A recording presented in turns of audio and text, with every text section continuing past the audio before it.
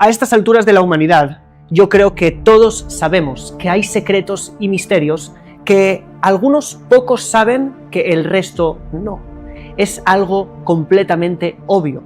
No solamente porque el 1% de la humanidad tenga más riqueza que el 99%, algo que por cierto me parece bastante mal, sino también porque vemos que a veces la gran mayoría de las personas caminan engañados hacia algún lugar en masas, y el motivo es porque desconocen cómo funcionan las cosas, mientras que otros que tienen más conciencia tienen los ojos abiertos a las reglas metafísicas del juego, es decir, las reglas espirituales del juego. Ellos saben que más allá de lo físico hay un mundo, hay dimensiones que son las que realmente rigen este mundo, y cuando sabes tener impacto en ellas, cuando sabes ver cómo funcionan las cosas ahí arriba, también van a cambiar ahí abajo. Si has llegado a este video, seguramente estarás completamente de acuerdo con lo que acabo de decir, y si es así, deja un buen like a este video de entrada,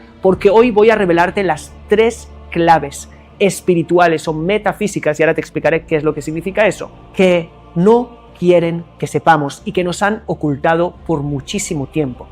Cosas que a priori pueden parecer sencillas, pero que cuando las pones en práctica, algo que no creíamos y no podíamos imaginar que tenía tanto poder, empieza a darnos resultados increíbles en nuestra vida. Son 3 claves que la sabiduría ancestral de la Kabbalah ya habló de ellas hace más de 2000 años y empezó a revelarnos estos misterios con un simple motivo: que seamos realmente libres, que seamos libres de toda subyugación de los sistemas que quieren esclavizarnos y separarnos de nuestra verdadera esencia, de lo que somos en realidad. La primera de las claves es que tú también puedes crear mundos igual que Dios creó mundos, y que nos han ocultado desde hace mucho tiempo lo que está codificado en el libro del Génesis. Dios no escribió el libro del Génesis como un libro de ciencia, para que sepamos cómo se creó el mundo. Esto no es así. El gran cabalista medieval Nachmanides, Rabbi Moshe ben Nachman, ya dijo que toda la obra de la creación del Génesis es una codificación de secretos para que algunos pocos puedan acceder allí para aplicarlos en su día a día, para crear nuevas realidades. Son patrones que podemos aprender, y sí, la gran mayoría leen eso y no lo entienden. Me da mucha gracia ver a personas religiosas literalistas peleando con científicos acerca del Génesis. Uno le muestra contradicciones al otro, el otro le intenta decir que básicamente Dios creó el mundo hace 6000 años con fósiles de hace 2 millones para probar a la gente a ver si realmente va a tener fe en Dios o va a creer a la ciencia, y otras cosas que realmente te das cuenta cuánto la anestesia, ¿sí? Cuánto el opio ha funcionado tanto en unos como en otros, cuando realmente el Génesis es un libro lleno de secretos para aquellos que quieran ahondar en ellos.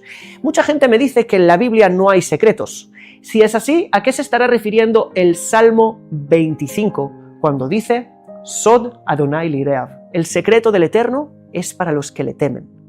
Y allí hay muchísimo que hablar. ¿Qué secreto? ¿De qué secretos estamos hablando? ¿Qué dijo el rey David en el Salmo 119 cuando dijo Gal enai behabita niflaot mi torateja? Abre mis ojos, revela mis ojos. Gal viene de revelación. Revela a mis ojos y veré, podré observar las maravillas de tu Torah. La palabra maravillas viene de la palabra pele, que significa algo oculto. Como dice, por ejemplo, el texto en el verso 17 del libro de Deuteronomio, Ki palemim hadabar, cuando se oculte algo de ti, cuando no sepas algo. Niflaot viene aquellas cosas que se ocultan a los ojos de la mayoría cuando leen. Eso está literalmente escrito. Sí, hay una parte oculta en la Torá que Dios ha reservado para aquellos que realmente están comprometidos, y para que la gran mayoría no lleguen a eso, a hacer un uso negativo de las cosas que están escritas allí. Pero realmente la primera clave es que tú puedes aprender de los patrones de la creación para aprender a crear mundos. Y esto es algo tremendo. Cuando tú entiendes que toda la creación del mundo no es para explicarte cómo Dios creó el mundo, sino cómo tú puedes también imitarle y ser un creador de mundos, entonces todo va a cambiar. La serpiente engañó al hombre con esto. Le dijo, ¿quieres ser como Dios? Para eso, bueno, Dios realmente no quiere que seas como Él, por eso no te permite comer, porque si comieras del fruto serías como Dios. La serpiente no estaba mintiendo en el hecho de que hay una importancia de ser como Dios. La serpiente estaba mintiendo de cómo ser como Dios. Pero los seres humanos estamos hechos a imagen de Dios y tenemos que venir y apegarnos al Creador. Este apego se consigue siendo como Él. Por eso dice, caminarás en sus caminos. Por eso dice, te apegarás a Él. ¿Cómo te vas a apegar a Dios? Dios es completamente espiritual. El apego, dicen los sabios de la Kabbalah, es la ishtabut atzura, la igualación de la forma. Y una de las cosas que hace Dios es ser creador. Una persona que crea realidades nuevas es una persona que se acerca a Dios, que empieza a sacar su potencial divino que Dios implantó dentro de esa imagen divina que hay en él, para realmente poder sacarla a la luz. Esa persona vive en plenitud porque vive en conexión. ¿Y cómo se hace? La verdad es que es imposible que te resuma todos los secretos que hay en el Génesis en un video, y tampoco los sé, sinceramente. Solo para que entiendas, hay un libro así de grande que se llama Tikkunei Zohar, ¿sí? Que las rectificaciones del Zohar, que es solamente del primer versículo de la Biblia, ¿sí? De los primeros versículos de la obra de la creación, y es enorme. Y aún se sigue estudiando. El punto es que no hace falta saber todo. Sabiendo los puntos principales de la creación del mundo, podrás también saber cómo crear mundos, y te voy a dar un gran ejemplo que puedes aplicar en tu vida desde ya. La gente piensa que para crear mundos se necesita ser activos, hacer algo, ¿sí? Venga, crea mundos, venga, ser. Es todo lo contrario. Eso es exactamente lo que la serpiente engañó al hombre, cuando le dijo, ven, come esto, haz esto y vas a ver cómo tú lo logras. Esto es lo que nosotros llamamos en la Torá, Kohi beotzem yadi, ¿sí? El pensar que mi fuerza y el poder de mis manos, eso es lo que me va a dar la victoria. Estamos muy equivocados. ¿Cómo empieza la creación del mundo? Bereshit bara Elohim et hashamayim ve'et haaretz. En el principio creó Dios los cielos y la tierra. ¿Te has fijado en la palabra creó? La palabra creó es muy interesante en hebreo. Bara viene de otra palabra en arameo, que es una lengua semítica que es obviamente hermana del hebreo, que también está en hebreo esta palabra, que es la palabra bar. Bar significa fuera, también significa hijo. Es decir, ¿qué es un hijo? Es algo que sale de mí, pero que ahora es independiente de mí. Está fuera de mí. Crear es que Dios sacó algo de él y lo separó de él, lo hizo independiente. Fuera. Es muy interesante. Si Dios es infinito, ¿cómo puede ser que haya algo aparte de Él? Si Él lo es todo, ¿en qué lugar? Está escrito en la Kabbalah que hay un concepto que se llama el tzimtzum. Para Dios poder dar lugar al mundo, lo que primero tuvo que hacer es autocontraerse, autoanularse, vaciarse, dejar un lugar vacío de sí mismo para que haya lugar para el mundo. Dios se hizo fuera, por eso crear es bara, bar, fuera. Y este es el concepto llamado tzimtzum, autocontracción, en los escritos de la Kabbalah. Nos damos cuenta de que hay algo muy increíble. Hay un movimiento, que es el movimiento que todo el mundo se olvida de hacer para crear nuevas realidades en su vida.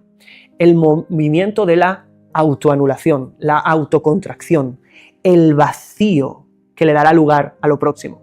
Y esto es algo que solo las personas espirituales pueden comprender. Y te lo voy a decir con una metáfora. La metáfora del grano del trigo. Toma un grano de trigo y para que se cree a partir de él nuevas realidades, la única forma no es hacerle algo. La única forma es poniéndolo en la tierra. ¿Sabes qué le va a pasar en la tierra? En la tierra va a desintegrarse, va a desaparecer. Ese es el movimiento del Ain.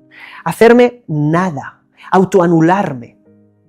Esa autoanulación es la que hace que cuando se desintegra empiece a salir de allí un tallo que luego se va a convertir en una germinación que va a ser una espiga de no solo un trigo, sino de mucho trigo.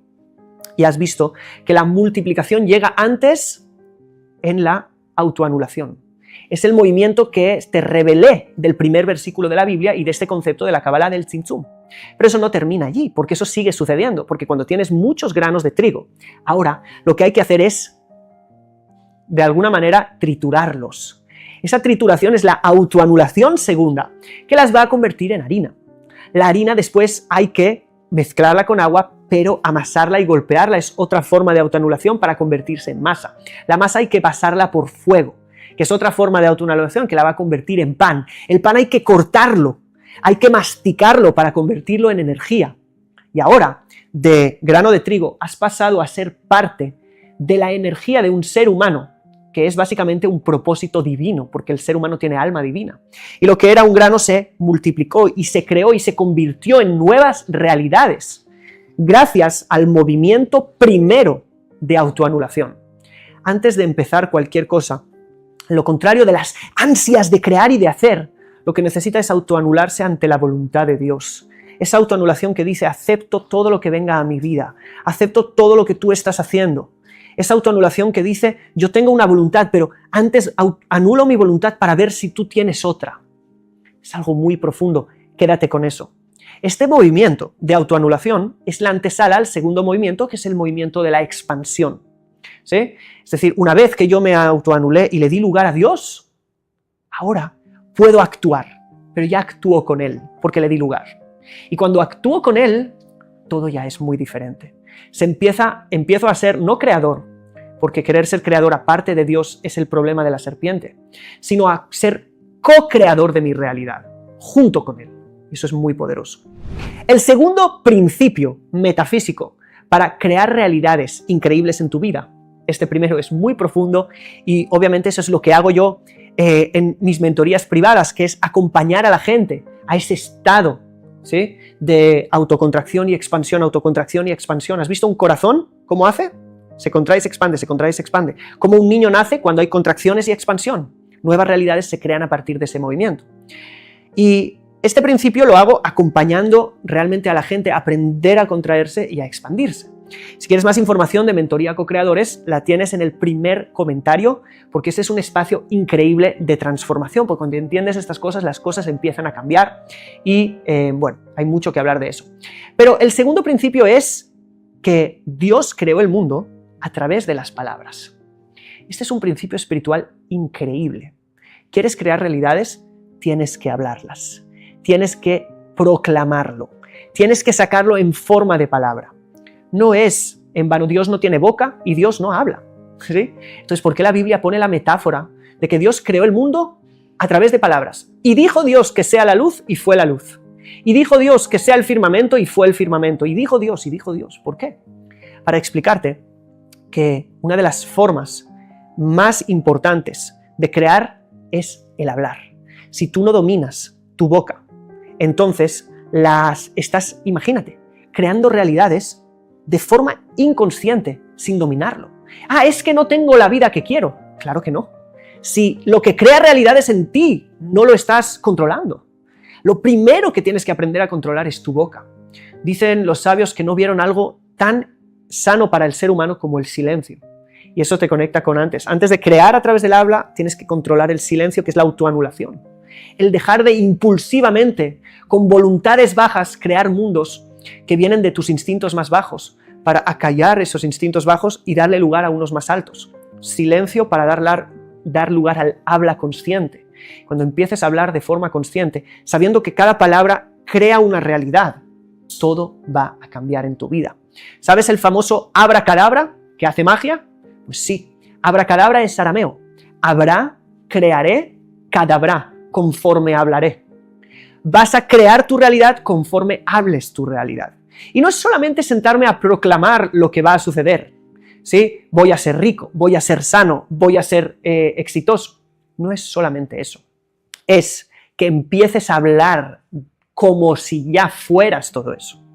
¿De qué forma hablas? No solamente en la palabra, porque las palabras que digas son solo una pequeña parte del habla. El habla tiene que ver con el tono, tiene que ver con la energía de tu alma que sale a través de la palabra, porque nos revela la Kabbalah que el alma sale con tu habla, como dice el libro de El Cantar de los Cantares, Nafshi yatza bedabro, mi alma salió en el habla. En el habla salen tus fuerzas. Si estás malgastando con tus fuerzas y tu energía con cosas bajas, así va a suceder, que se van a malgastar y no te van a quedar. Pero si tú aprendes a hablar como una persona consciente, si tú aprendes a hablar como una persona abundante, hay cosas que una persona abundante nunca diría y que la gran mayoría de las personas dice. Hay cosas que una persona apegada a Dios nunca diría y las personas lejos de Dios dicen. Tú no puedes repetir esa forma de hablar. Tú tienes que aprender a cambiar tu forma de hablar. Y eso es algo muy, pero que muy importante. Y el tercer principio es entender que cada acción crea una energía espiritual. Sí, cada acción que haces crea ángeles. Así lo explica la Kabbalah. Que cada vez que yo hago un acto bueno, creo un ángel bueno que me va a ayudar, va a ser energía positiva que me va a seguir ayudando a hacer más acciones buenas. Cada vez que hago un acto malo, yo creo energía negativa ahora en el mundo, que es la que me va a influenciar a hacer actos malos. Este principio espiritual, cuando empiezas a verlo, empiezas a ver que cada acción mala no es algo que va a desaparecer, es algo que va a permanecer a nivel espiritual. El acto malo que hice hace un año puede estar aún sobrevolando mi atmósfera espiritual hasta el día de hoy, si no he conseguido eliminarlo. ¿Y cómo se elimina? Se elimina cambiando. Se elimina cambiando y haciendo teshuvá, arrepentimiento consciente, ¿no? ¡Ay, me sentí mal, Dios, perdóname! No, me siento mal porque entiendo lo que he hecho. Y no solamente voy a pedir perdón, que claro que sí hay que pedir perdón, sino que voy a ser consciente de que esto es un proceso de cambio y de que mi vida va a estar en continuo cambio todo el tiempo, para bien. Y que mis acciones tengo que darle poder a mis acciones positivas, porque cada acción positiva es carga espiritual positiva para más acciones positivas, y que las tengo que repetir en el tiempo, y que tengo que tener rituales de acciones positivas todos los días. Por ejemplo, dar caridad. Da caridad todos los días. Ten una cajita de caridad en la salida de tu casa y ponle, ¡pam!, una moneda, un billete. ¿Sí? Esto es un acto bueno. Ese acto bueno fomentará más actos buenos. Y esta es una cadena de actos positivos, que si tienes rituales de actos positivos, como puede ser también sonreír a la gente que vas a ir viendo por el camino al trabajo y tenerlo como ritual, vas a empezar a ver como una descarga de positividad y de espiritualidad positiva llega a tu vida para transformarla. Estos han sido solo 3 principios súper poderosos que si aprendes a ponerlos en práctica, muchas cosas van a cambiar. Pero son 3 de muchos que enseño en la mentoría Co-Creadores. Un espacio que a partir de la sabiduría de la Kabbalah, cuando la aplicamos a la vida, empiezan a haber resultados increíbles, como lo que vas a ver en estos testimonios que te voy a dejar en video. Quiero que escuches bien porque eso también puede suceder contigo. Me quedé maravillada de ver que no fue al mes o no fue antes del mes, sino fue al tercer día de que yo comencé con las prácticas de meditación, de oraciones en la mañana y en la noche. Y ahorita pues estoy muy estable en el negocio. Yo estaba percibiendo una cantidad y haciendo un balance mensual de este mes que acaba de pasar de mentorías, se me triplicaron los ingresos, porque pues yo tenía resultados mediocres, se puede decir. Entonces estoy muy contenta, muy feliz, porque pues ahora sé que va a salir para pagar durante muchos meses y además para muchas cosas que yo he soñado.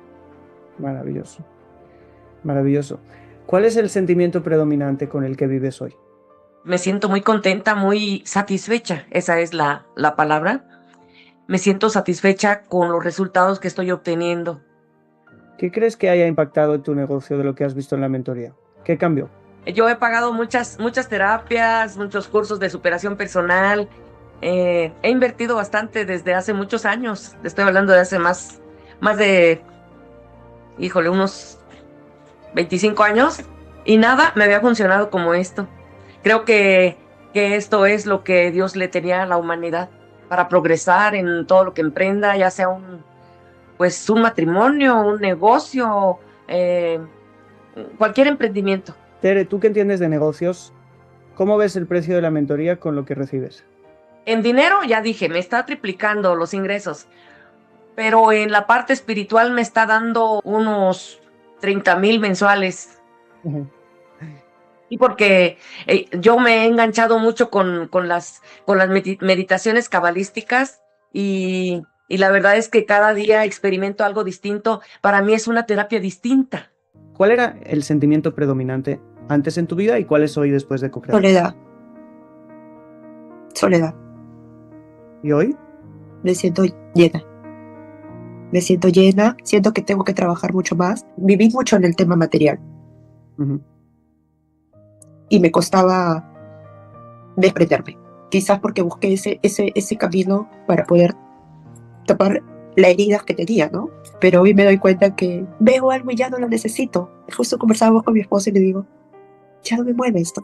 Me mueve mi clase, me mueve escuchar, me mueve todo lo que tenga que ver con Hashem, con encontrar más a las personas. Siento hasta mayor sensibilidad en las cosas que pasan con otros. O sea, de inmediato me doy cuenta, algo está pasando acá, que antes no lo tenía mucho. Y siento más las cosas. O sea, es como que estoy mucho más conectada. Le doy valor a las cosas que antes quizás para mí no les daba ese valor. Si pudieras en una frase decir qué ha significado Co-Creadores para tu vida. Encontrarme. Así pues, si te ha gustado este video y mi canal, te voy a pedir que me dejes un buen comentario de qué es lo que más te ha impactado, cuál de los 3 principios vas a poner en práctica, me dejes un buen like, te suscribas si no lo has hecho y nosotros nos estaremos viendo en el próximo video. Shalom.